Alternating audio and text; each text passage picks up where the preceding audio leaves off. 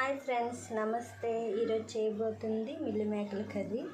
ఇవ్వండి, ఆల్రెడీ మిల్లి మేకలు తీసుకున్న టమాటా గుజ్జు, ఒక ఉల్లిపాయ, 3 పచ్చిమిర్చి, వెల్లుల్లి, కరివేపాకు. ముందుగా ప్యాన్ పెట్టుకొని అందులో పోపులు వేసుకోవాలి. అందులో కొద్దిగా ఉల్లిపాయలు, వెల్లుల్లి, కొద్దిగా కరివేపాకు, 3 పచ్చిమిర్చి. ఉల్లిపాయలు ఫ్రై అయ్యాక టమాటా వేసుకోండి. అందులో కొద్దిగా అల్లం వెల్లుల్లి పేస్ట్, అందులోకి కొద్దిగా కారం, పసుపు, ఉప్పు, ధనియాల పౌడర్, గరం మసాలా వేసుకోవాలి.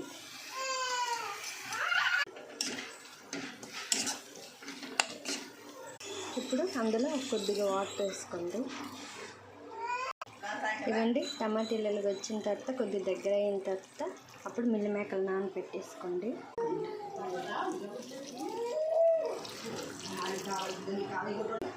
ఇదిగోండి, వాటర్లో బాగా నానబెట్టిన తర్వాత గట్టిగా పిడిచేసి వాటర్గా ఉండేటప్పుడు వేసేయండి.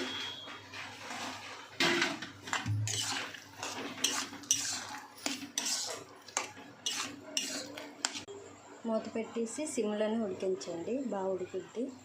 ఇదిగోండి, వేడి వేడిగా మిల్లి మేకల కర్రీ రెడీ. చపాతీతో కానీ, రైస్తో కానీ, రోటీ దేంతో అయినా చాలా బాగుంటుందండి. చూడండి, ఇలా సింపుల్గా చేసేసుకోండి.